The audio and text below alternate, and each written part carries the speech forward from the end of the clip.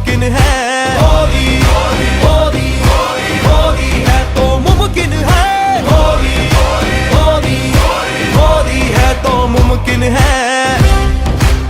Delhi police का नाम एक और मिलते जुलते शब्द द से बहुत ज्यादा फेमस है और इसकी अच्छी वजह भी है। इनके प्रोफेशनलिज्म, इनकी पारदर्शिता के किस्से तो लेजेंडरी हैं। सबको मालूम है दिल्ली पुलिस ने अपनी औकात, अपनी हैसियत, अपनी काबिलियत एक बार फिर से साबित कर दिया। 20 जुलाई को जब उन्होंने स्टूडेंट्स को नए भारत के नए संविधान का एक चैप्टर पढ़ा दिया। सवाल पूछोगे, अकाउंटेबिलिटी मांगोगे तो कूटे जाओगे। सरकार के अंडर काम करने वाली दिल्ली पुलिस के पास असीमित शक्ति है, वो जो चाहे वो कर सकती है। और 2026 में सरकार ने इस फोर्स को 13,000 करोड़ रुपए एलोकेट किए हैं। लेकिन यूनिफॉर्म इतनी थर्ड ग्रेड है कि नेम टैग नहीं चिपकता है। लोगों ने पूछा कि नेम टैग आपके सीने में साफ साफ दिखना चाहिए, तो वो बोले कि वेलक्रो इतना खराब है कि नेम टैग चिपकता ही नहीं है, इसलिए जेब में ठूस के रखना पड़ता है। ऐसे हराएंगे पाकिस्तानी आतंकियों को, ऐसे चुप कराएंगे सवाल पूछने वाले लोगों को। मोदी जी बिल्कुल खुश नहीं होंगे इस बात से। 56 में से 5 नंबर भी नहीं मिलने चाहिए। इस देश की पुलिस अब पुलिस नहीं रही, नरेंद्र मोदी की कठपुतली बन गई है। अब बीजेपी का गुंडाराज स्टार्ट होगा आना है। इन भड़वों को किसी से कुछ मतलब नहीं है। देश में जगह जगह प्रोटेस्ट हो रहे हैं। मोदी जी को इससे कुछ फर्क नहीं पड़ता है, क्योंकि इनको किसी का क्रेडिट नहीं चाहिए।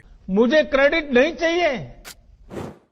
इनको तो बस विदेश टूर करना है, शिक्षा पे चर्चा करनी है, लेकिन एजुकेशन सिस्टम को अपने पांव की जूती के नीचे रखना है। और हमारे एजुकेशन मिनिस्टर धर्मेंद्र प्रधान जो अपनी कुर्सी से ऐसे चिपक कर बैठे हैं कि उतरने का नाम नहीं। इनको एजुकेशन का ई मालूम नहीं, फिर भी एजुकेशन मिनिस्टर बने बैठे हैं। ये स्टूडेंट्स ही हैं जिन पे इस बीजेपी गवर्नमेंट ने लाठियां चलाई। अगर कोई रेपिस्ट होता तो अब तक अपनी पार्टी में शामिल कर लिए होते हैं, लेकिन इनको लगा कि स्टूडेंट्स को कूट दिया, सोचा सब घर चले जाएंगे। स्टोन पेल्टिंग का नैरेटिव चलाने की कोशिश की, सोचा कि देशवासी तो वैसे ही मूर्ख है, सोई हुई जनता है, ये नैरेटिव को भी मान लेंगे। लेकिन इन तीनों केसेस में सरकार को गोबर खाना पड़ा है। पिछले 24 घंटों में जंतर मंतर पर फिर से वही नजारे हमें दिखने को मिल गए। 12 साल से जो नजारे अब हम देख रहे हैं, 12 साल की बेहतरीन मोदी का प्रोपेगेंडा का नाश हो रहा है। हाल इतने बुरे हो गए हैं कि करियर भक्त, मतलब जिनकी रोजी रोटी सरकार का पिछवाड़ा चाटने पर निर्भर होता है, वो भी इस हैवानियत को जस्टिफाई नहीं कर पा रहे हैं। गोदी मीडिया जो सरकार के इशारे पर मुजरा करती आई है, उसे सुनने वाला कोई नहीं रह गया है। शायद 12 साल में पहली बार ऐसा हुआ है कि जनता का ये जो सोया हुआ जमीर है वो जागने की कोशिश कर रहा है। मैं आपसे एक ही चीज रिक्वेस्ट करूंगा कि कभी न कभी तो एक टर्निंग पॉइंट आता है। मेरे लिए वो टर्निंग पॉइंट आ गया है। और आप चाहे कॉकरोच जनता पार्टी को सपोर्ट करो या ना करो, कुछ तो बोलो। जर्मनी, नीदरलैंड, कनाडा, लंदन में लोग बात कर रहे हैं। अब चुप बैठने का समय नहीं है, बोलने का समय आ गया है। Please find your spine and find your voice. Thank you.